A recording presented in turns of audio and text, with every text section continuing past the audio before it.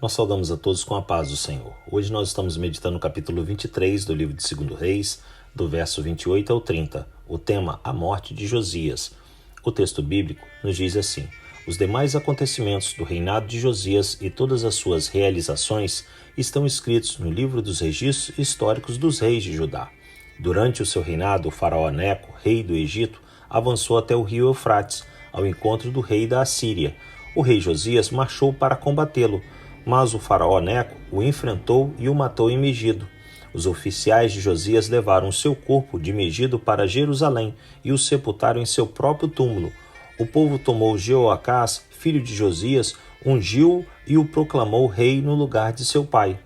Meus amados, esse trecho relata os últimos dias do reinado de Josias, que antes de sua morte decidiu travar uma batalha contra o faraó do Egito, chamado Neco.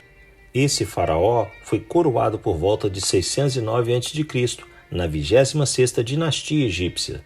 Durante os longos anos do reinado de Josias, de 640 a 609 a.C., o poder assírio havia se deteriorado, assim como havia profetizado Naum 2, de 1 a 13.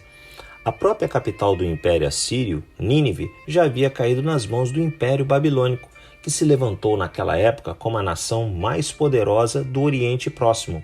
Então, o rei assírio fugiu para Arã, noroeste da Mesopotâmia, e por ser o Egito um antigo aliado da Assíria, é provável que o faraó do Egito tenha ido para o norte socorrer os assírios.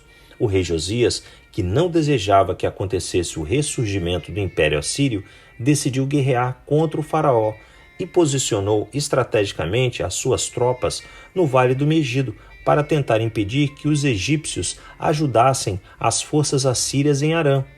Embora o faraó tenha enviado uma mensagem a Josias dizendo que não queria guerra contra Judá e que Deus o tinha enviado, Josias ignorou esses fatos e se disfarçou para ir à batalha e não ser reconhecido como rei de Judá.